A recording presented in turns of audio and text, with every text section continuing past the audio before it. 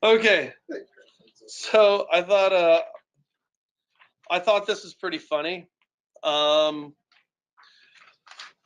this guy says, since I really have nothing new to report, below the key findings of the JD Power Satisfaction Study, more experienced home buyers and sellers, foregoing agents, a significant majority, 80% of home buyers, and beginning their search for a new home before selecting an agent. 88% of the people start searching their house before hooking up with an agent. 19% are repeat buyers of real estate agents. 14% repeat sellers for real estate agents.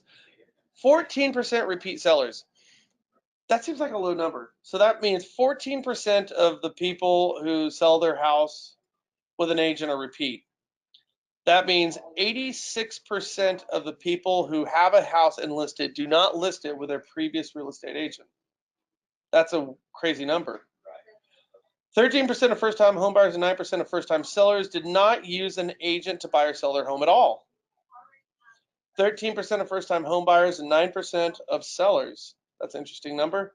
A number that has grown steadily during the past 2 years. It's grown steadily over the past 2 years because um, people have more access to information online and they don't feel the need to go through a real estate agent. Um, Now, NAR has a response to this. And again, we're going to start on time here in 8 minutes. So I just want to let you know. So NAR has a response to this. I thought this was funny. Check this out. Jesus, Johnny, you'll get a kick out of this. So basically, you have JD Powers, who is saying, 86% of people who have their houses listing are listing with another agent. So if you have a house and you listed it with an agent and then, or you bought with an agent, you're not using that agent on your next transaction. That tells me that real estate agents are really, really not doing their job marketing their past client database. I mean, horribly. That number is that's higher than I thought. And this is assuming that we trust. That's assuming that we trust JD Powers.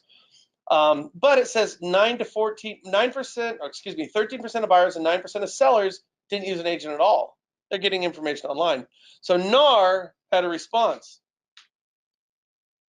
Then I see NAR's reasoning for the decline of FSBOs, and things get really insane. Now, this is from the head economist for the state of Arizona. NAR says, quote, FSBOs earn an average of $60,000 to $90,000 less on a sale of their home than a seller who works with a real estate agent. This is according to, conveniently enough, according to the National Association of Realtors. This reminds me of Todd Duncan. If you ever go to Todd Duncan's Facebook page, he has like a quote, like an inspirational quote, and down at the bottom it's Todd Duncan. He quotes himself. This is NAR quoting NAR. Oh yeah, well I can fight that. I've just read a study. Somebody earns 60 to 90,000 less when they don't work with a real estate agent and their 6% commission. That is according to me. That's what NAR's saying. Um, all agents assisted homes. All right, all agents assisting homes, $250,000 median sales price, according to NAR. All FSBO's homes, $190,000. FSBO homes where the buyers knew the seller, $160,000. So FSBOs where the buyer knew the seller, it's $160,000. If you list with NAR, it's $250,000. My God, that's $90,000 off for the buyers who knew the sellers. NAR, oh my God, you have to use a realtor. Now, I know a situation where a buyer knows the seller. It's called their children. So mom and dad sell the house to Junior. Do you think they're going to get a real estate agent and let them charge 6% and then rake them over the coals? No, parents oftentimes will even give investment properties over to their kids. So imagine you have a place where mom and dad own 5 houses, okay? And dad dies, and mom says, Dad used to do all the upkeep on all of our rental properties. We've got money in the bank. We don't need these 4 properties anymore. I'm going to move to a smaller house. I've got the cash for it, and all this stuff. And so these 4 houses, I'm going to give these 4 houses to my kids. Well, now those 4 houses did not have a real estate agent, have a listing price of 0, and they're really screwing up the curve. And so NAR took it upon himself to use that information because it says, when the buyer knew the seller, that's a kid and a parent. When the buyer knew the seller, now we've got all those zeros in there. So if you have 2 houses that sell for $250,000, okay, with a real estate agent. But now you take those 2 houses, and one sold for 250, and then the other one, mom gave it away because it was a rental property, she doesn't need it. So that takes our sales price down to $125,000. And then NAR saying, aha, see, if you used us, you would make more. Do you realize how embarrassing it is to actually say that stat out loud? Oh, this is ridiculous. This is ridiculous. And by the way, what it tells me, it's not even that it's embarrassing, Johnny. Here's what's being implied here. Okay, this is so funny, it's laughable. But what's happening here is somebody at NAR put this information together, and NAR's smart. So NAR said, wait a minute, if we put this out, this is so easy to see through that our real estate agents, we're going to lose credibility when we put this out. And then somebody else who's even smarter said, oh, don't worry about it. They won't second guess anything. They're not that smart. And then seriously, and then they put it out. So what this tells me is the brain trust over at NAR, it shows me what little regard they have for their membership. And tell me how that scenario doesn't play out, because it does play out. It just does. It's kind of funny. So anyways, he says, after reading the national reports, I then stepped away from the computer and screamed. This is the words from the economist over for the state of Arizona. And screamed. As for the 2 reports above, I don't much care for either one of them. And one, I find their conclusions far-reaching, and the other far-reaching, and in the other, the logic is horrendous. But hey, if you like either one and it fits your agenda, then they are. And if whomever you share the reports with doesn't understand the logic, real estate agent or math, don't worry, you'll be fine. This is from this is the chief economist for the Arizona Multiple Listing System Stats. Quoting NAR, laughing at the whole thing. I don't know. I find this funny. There's a message in there somewhere. It is embarrassing. It is. What do you guys think? Is that crazy? Frank, I don't know. Again, I digress. Okay, so we're gonna get moving on here. All right, so in the first webinar, we sat down and we discussed, and this one's also gonna be recorded as well.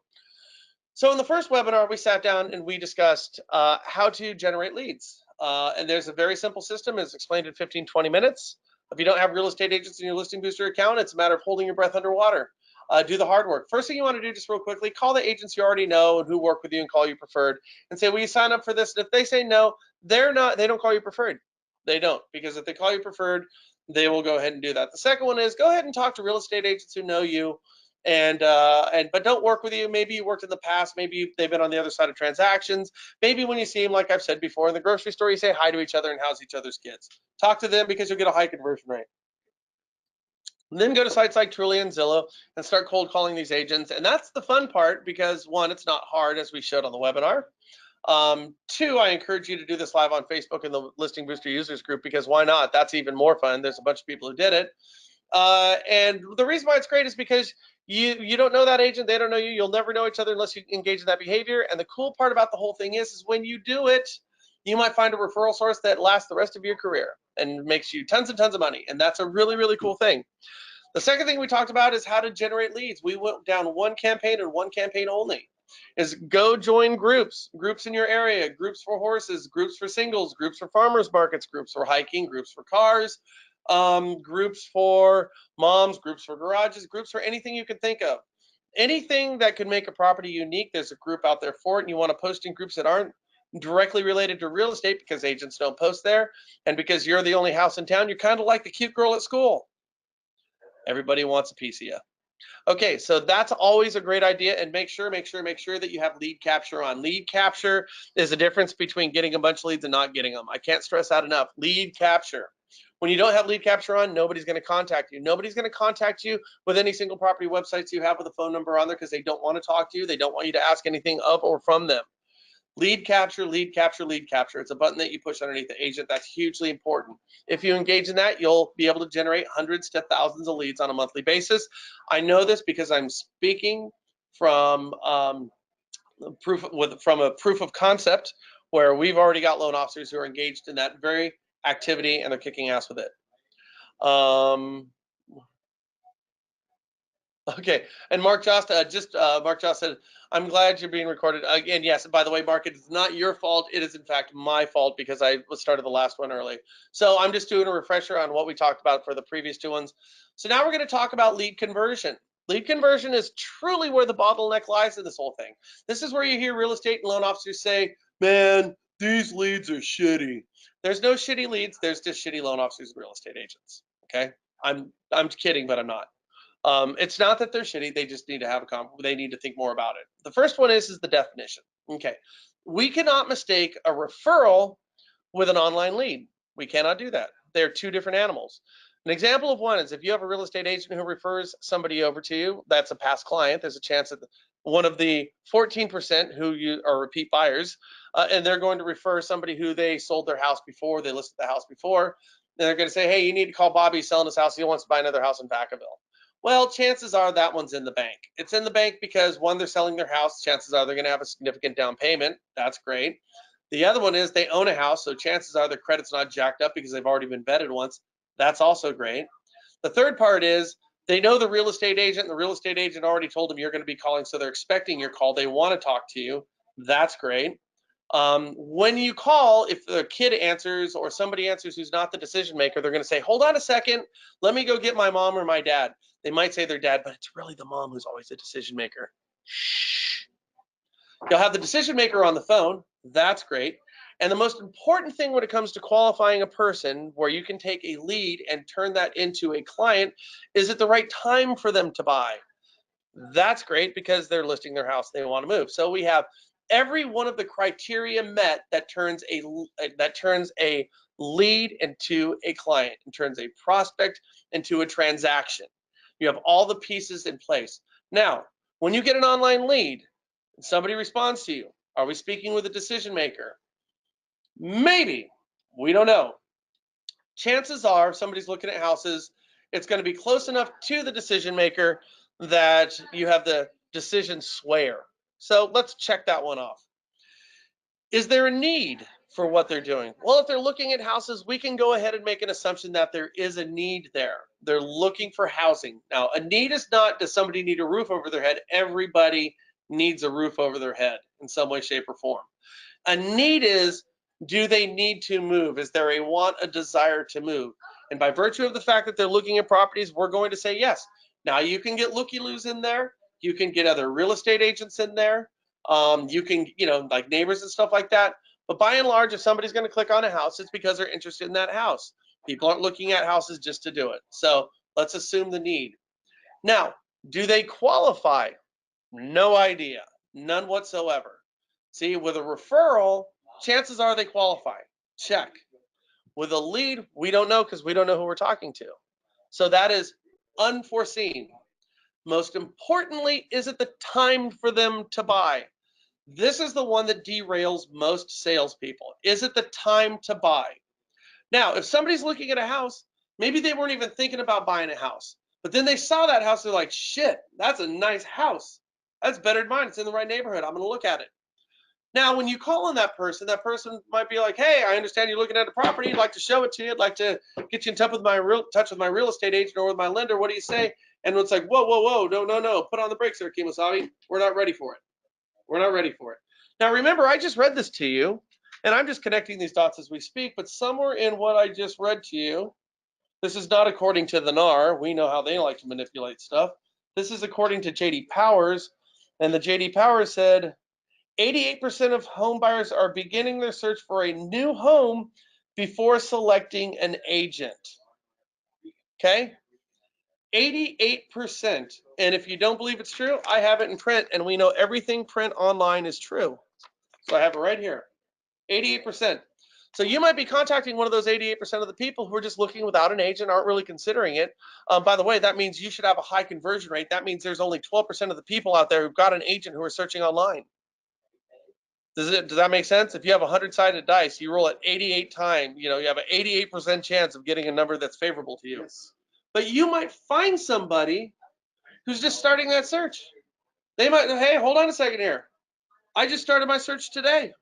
I don't know if I just saw this house. I'm not even convinced I want to sell my house yet. And then of course you're going to say, this is a shit lead, man. And then that person's going to keep looking at houses. And 3 or 4 months down the road, after he bumps through 10 or 15 other people's marketing pieces, what's going to happen is he's going to make a decision. And if your marketing piece is in place when that person's ready to make a decision, then you've got what you call a good lead. Yeah, man, I'm ready to act. Let's talk. Let's talk turkey on this. Okay. So you understand that the process from beginning your search to actually committing to somebody, this distance could be 1 day or 18 months. We don't know. Okay. But now if you're going to spend your time, your energy, your money, and your resources putting a marketing piece in the way of a person who will eventually buy a house, if you're going to put that roadblock that in somebody where they have to stop at your market or they're stopping at your marketing piece, okay, if you're going to do that, and we have somebody who otherwise would buy, but it simply isn't the right time. We don't know if they qualify yet, but it's not the right time. We know they're going to buy a house or they want to buy a house. So you're speaking with a decision maker. Why do we dismiss that person? Why? Well, we dismiss the person for a couple of reasons. One, we don't have the systems in place in order to stay in front of that person, okay? Or two, we dismiss it as somebody who's just a bad lead because it doesn't fit our time frames. After all, I need you to buy a house right now because my car payment's due. If you don't buy a house now, I need somebody now, not 6 months down the road. My car payment's due. Well, that's a short-term outlook on your career. If your career is 6 months, by all means, only knock down what you have in front of you. But if you plan on being a lender for life, then you need to think about next year as well. But these are the habits of top producing loan officers. That's just it. So I need to establish with you that staying in front of that person, if you've got a marketing piece that got you in front of them, it is incumbent upon you to stay in front of them. To do everything else is foolish and non-professional. That's collegiate. It's non-professional. A professional full-time loan officer is going to stay in front of that person. So you want a very simple way of doing this is with a CRM. Johnny, what does a CRM stand for? Customer Relationship Management Database. To get that customer relationship database management. Now, Johnny? Yes, sir. What's the best CRM in the world? Well, I mean, there's a couple different thoughts. The one you fucking use, that's the best one that there is. Yeah, there you go. So the best CRM is the one that you're going to use. Now, there's a couple of ways that you can do this. The first one is that if you're going to search CRMs, you can find any one of them. Frankly, I would go for the cheapest one that you have in front of you. They're all going to perform the same duty, and you're going to spend 20, 30, 40 bucks a month for these things. CRMs are great because they're not only going to be they're not only going to create a situation where you can stay in front of these people, but where you can also manage them. You can put them into different groups. So if people are plugging along, you can move them up the ladder from a prospect to a potential to a client, from a referral. You can figure out the different distances that you want to put between each one of them. Like I said, have your prospect at the bottom, having a conversation, qualified the person, having a client looking at houses, and you might have different campaigns for each one of those people. Any CRM in particular that we're talking about, there's none that jump out at me that's going to be better than the other one. Big Purple Dot is one of them. We're using Salesforce over here. We've got Zoho over here. You can actually even use BombBomb as a CRM, which allows you to shoot videos for them. Any one of these are going to be decent for you. Now, it's incumbent upon you to learn how to use those CRMs. So when you join it, all you have to do is, one, they're going to all have tutorials. They all have support that you can go ahead and call. But the third thing that you can do with any CRM, as is the case with any piece of technology, which, by the way, we have done for years and years with video editing or any other piece of technology where our learning curve was pretty steep, we go to YouTube and we type it in.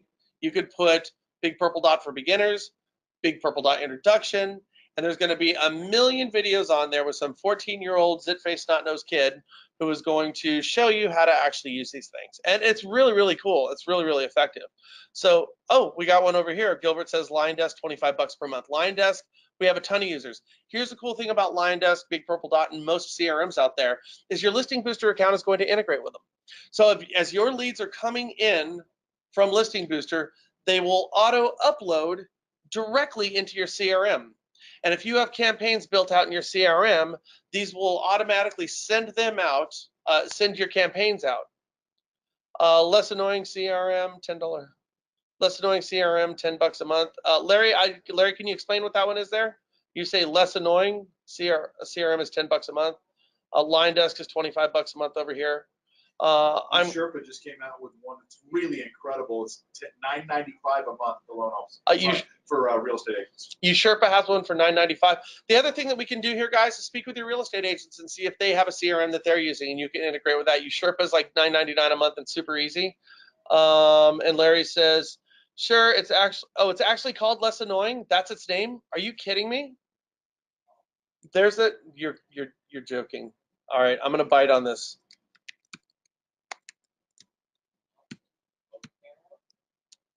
Oh my God.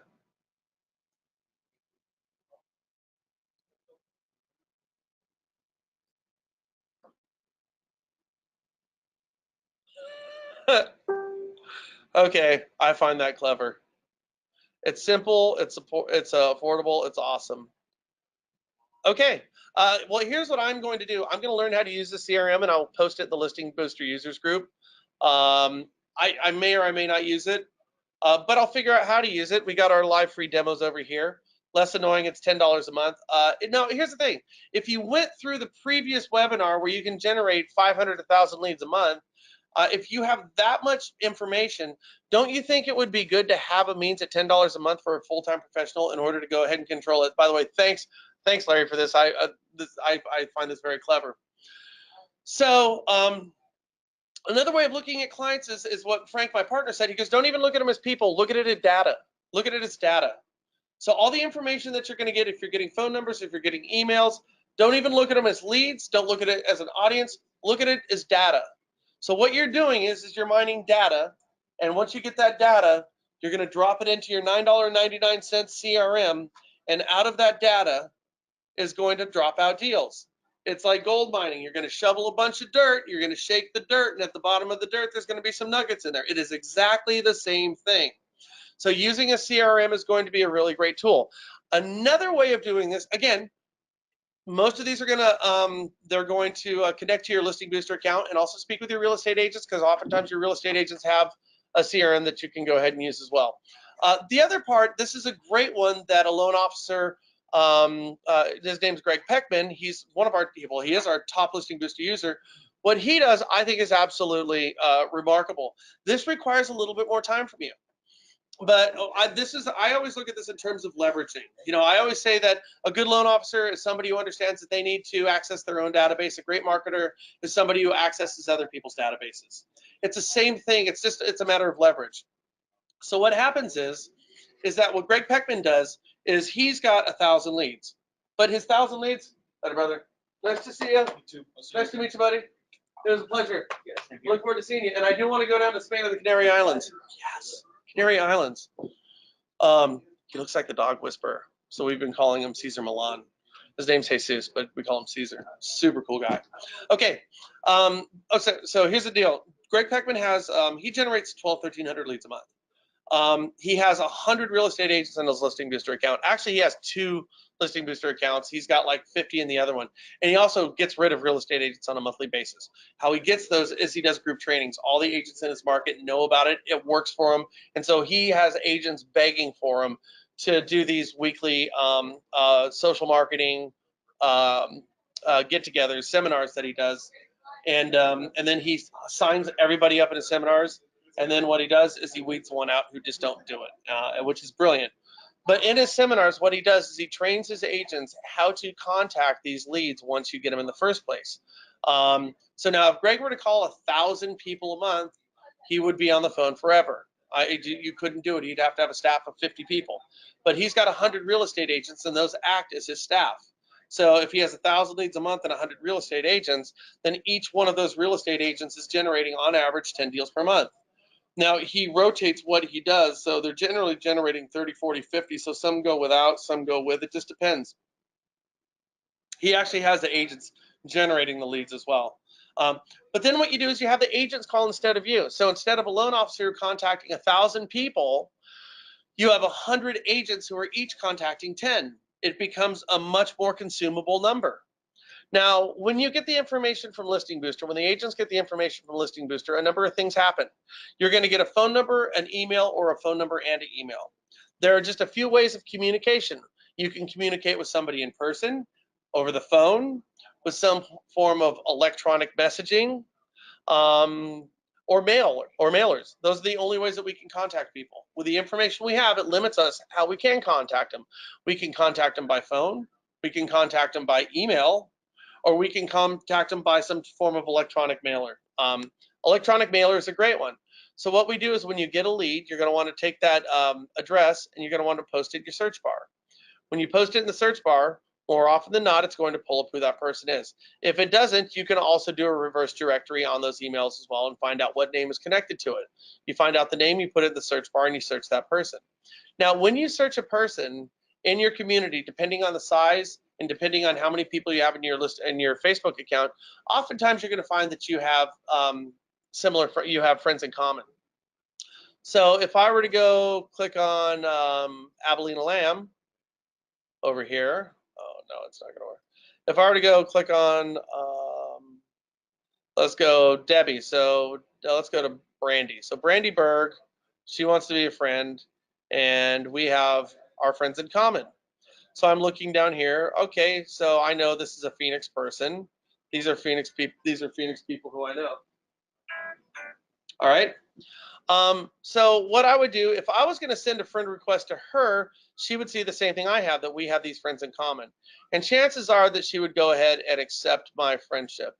So what I would do if I was a real estate agent, when we're doing the reverse search of one of these 10, 15 to 20 leads we get on a weekly or a monthly basis, have the real estate agent and train them to do this, to go do the reverse search, find out who the person is, see if they have mutual friends, and then go ahead and find out if that's actually a person who looks like they're going to buy a house, or is it another real estate agent. If it's a person who's going to buy a house, send a friend request. People are conditioned to accept friend requests. When they accept that friend request from the real estate agent should automatically send an instant message to that person. Hey, thanks for accepting my friend request. And by the way, how is Linda Hall doing? You know, hey, what's going on with Alan? How's Lisa doing over here? Have you talked to her lately? You know, something where there's common ground. And because what we're doing is we're establishing a connection. People work with who they know, like, and trust. This is more activity for a real estate agent than what they're used to doing. But keep in mind, your average real estate agent, as I said time and time again, is closing one side of one transaction every single quarter. There's a 3 or 4 to 1 listing to agent ratio in every market in the country. Your average agent is earning double digit less this year than they were last year. This is across the board from a study that just came out, not called NAR. And so we know that agents have time. So is this going to take your agent more time to do? Absolutely. But keep in mind, on the other end of this is 3, 6 to 9% commissions. Now, if this is a person who hasn't listed their house yet, 3%. If they provide the buyer, another 3%. And then they're going to get the sale going forward, 3%, 3%. And they're going to get the sale going forward, another 3%. There's potential 9%. There's $20,000 to $50,000 in this activity if a real estate agent so engages to do it. Okay? It makes perfect sense. All right? So then what happens is let's think about this. If I send you an email and your email looks like mine, it's crap. It's loaded up with a bunch of junk I'm never going to look at. So if I go into my emails over here and I go through, 90% of this stuff are things that I don't need. Okay? Southwest Airlines. Boy, actually, these are a lot of things that are pretty decent, but you get the idea. Our email addresses oftentimes are loaded up with a bunch of stuff, and it becomes easy to miss. So an email is going to be a less effective form of communication. If you get the phone number, what are the chances that that person is going to have a conversation with a real estate agent or with you? Well, the first thing that you want to do if you're having a conversation, or your real estate agent is having a conversation with one of your Facebook leads, or excuse me, one of your Facebook Listing Booster leads, is you don't want to go immediately hit them right between the eyes with real estate. You want to find common ground stuff. Okay, so common ground stuff. If you've socially stalked this person on Facebook, like with Brandy here, for example, if I didn't know she was from Arizona, I could go and click on about her, and I can tell she's from Peoria, Arizona. This is as close as I'm going to get. Oh, if I accepted her friendship, I'd probably find out more. I can also see, by the way, and this is a little creepy, but I could also go down here and find out if she likes, what does she like? Lip sync battles, America's Funniest Home Videos. She might have tagged herself in places. She might like things that are local to her, like restaurants and such. And you can even find some of this on her timeline. So if we went to her timeline, all right, well, she has a listing here. We can assume this is her community. By the way, she's using Listing Booster. Awesome. See, when I click on this, and I'm looking at Brandy. Oh, Brandy. All right, confirm request. And then let's go over to Brandy and message.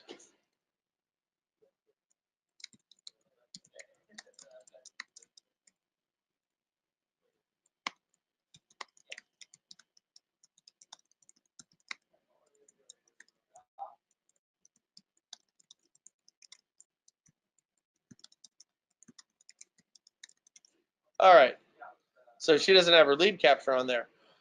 But we can find out where these people live. And then what you can do is you search the area, find places that people frequent on a regular basis, and then you can have common ground conversations. Hey, my name's Brian Stevens. I noticed that you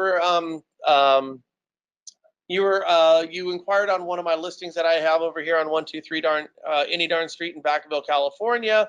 And oh, by the way, you're in Peoria, or you're in Vacaville, California, this area. Hey, did you notice 3/4 away from there? Have you ever been to Merchant in Maine? Oh, you have? Yeah, Merchant Maine. It's a really cool little restaurant that we have locally that everybody knows. They frequent it all the time. Oh yes. Oh yeah. I'm going. I just got back from Merchant Maine. I bring it up because they have their lunch specials over there, and I just had this calamari Dior, which was absolutely fantastic. Anyways, if you get a chance, make sure you go over there and check this whole thing out. The food's fantastic. But just I'm making casual conversations. I'm trying to way to initiate casual conversation and just have them talk about things that aren't going to be so demanding and so sales oriented. If you can get people talking, they'll buy. It's that simple. If you can get people talking, they'll buy. If we hit them between the eyes immediately with what we want them to hear, which is all the information on the house, so they'll act upon that and they'll buy what we're selling, which is money in homes, people are turned off by that. So if your agents spend a little time doing some social stalking and find out who these leads are, again, if it's 10 or 15 per agent, they've got the time over the course of the month to do that. Their conversion ratio will go down from a paltry 2 to 3%, and it can go anywhere up to 50 to 60%. And again, keep in mind when they're doing this, when they're engaged in this activity, what's going to happen is that they're going to become more successful in the process. They're going to pick up multiple sides of a transaction. And because you're the one who brought the training to them, it's going to position you to earn their business outside of what you're doing with Listing Booster. So understand in our lead conversion, either via a CRM or via training your real estate agents to go ahead and take the leads, use their Listing Booster account, reverse directory, find out who these people are, social stalk them, find out what they're into, make these calls, send these emails, do the instant messages, find common ground, communal friends, okay, and do these type of things. Have conversations about anything but real estate. Get them talking so they see you as an actual human being. So then they will be receptive to your message. Okay, it doesn't take a lot of time. It seems like a lot. It doesn't take a lot of time, but again, you're richly rewarded as a consequence for this activity. And what you've done positioning yourself as a loan officer is, rather than trying to make 1,000 calls, or in Greg Peckman's case, rather than trying to make 1,000 calls, he's managing the real estate agents and what they're doing. Hey, Sally, how are you doing? Did you make those 20 calls? I noticed we just got leads. Oh, you didn't get it's not converting for you? Hey, maybe you can come to my office next Thursday. I've got 4 more real estate agents coming over here, and we're talking about all the best practice activities that you could engage in to go ahead and increase your conversion ratio. So, and by the way, if you're having a hard time doing this, or if you don't believe that this is going to work and you need proof of concept, I can go ahead and I can get a video sent over to you from other real estate agents who are engaging in this exact same activity, and you can see that it's working for them. So if you do it, you can expect the same result. And the reason I bring that up is you might bring this up to some of your real estate agents who just aren't hot for the idea. Oh, great, so you're telling me to call these people. If you're not closing deals, what else are you going to do? But if you do find agents who aren't really hot to trot on the idea, it's because they don't believe in your outcome. If somebody truly believed that the outcome was going to generate them more business, and if you think about it, if a real estate agent got one side of a transaction, once a month for the next 12 months, it would double their income. It would make them a top producer. It really honestly would. So, so if they don't believe in the outcome, what we'll do is I'll have real estate agents post in the Listing Booster users group. I'll have it up today, giving testimonials about how this actually works for them. So you could use this for your real estate agents to entice them to not only sign up with Listing Booster for you, but also to engage in an activity that is going to be enriching them. Keep in mind, guys, very, very important here, as I said before, the great thing about this is that you and your real estate agents have a symbiotic relationship. That means that you guys are going after the same client, but you are not going after the same dollar. So as your real estate agents engage in this activity, and as long as you are there to coach them up and to be the conductor or the coach of this team, the conductor of the orchestra or the coach of the team, as long as you're the person to do that and you stay in front of them and you're giving them great content and great training, this will work for you. And I want to show you a real estate agent so you can get proof of concept. I have proof of concept that this works for me. Like I said, I have it with Chad Frio, Greg Peckman, and many, many other loan officers. So you want to check out the Listing Booster users group as we're going forward, and we'll get a lot of this stuff that hopefully keeps your engine revving as well as your real estate agents. So again, understand, it is leverage. Leverage is absolutely, absolutely huge. Let's see if Brandy responded to us. Brandy, she said thanks. Okay, awesome. See, look at Brandy. Look at Brandy. She just reached in. That's sweet of her. She just reached out. She said thanks. We'll check back on and see if she's got it set up. All righty. So that's going to be this portion of the webinar series for today. I will be starting the next one shortly here, and that is on training real estate agents. This has been really fun for me today. We're going to keep doing this on a weekly basis with different trainings, and I hope this keeps you guys motivated. Again, make your Listing Booster account count for you. Make it count. You own it, you bought it, make it work. It's super cool when I have conversations with loan officers, and I travel the country talking to you guys all the time. It's super cool when you guys make this stuff work, man. That recharges my battery. You know, when you guys are kicking ass, I'm not kidding you. It's my big takeaway. My takeaway is when you didn't have your account working and it's working for you now, it is super, super cool to see. It makes all this stuff worth it. So just do me a favor, give this stuff a shot today, guys, and reach out to me. Let me know because it helps me through the course of my day. That's my takeaway. All right, thank you so much, and I'm going to start the next webinar in just a couple of seconds.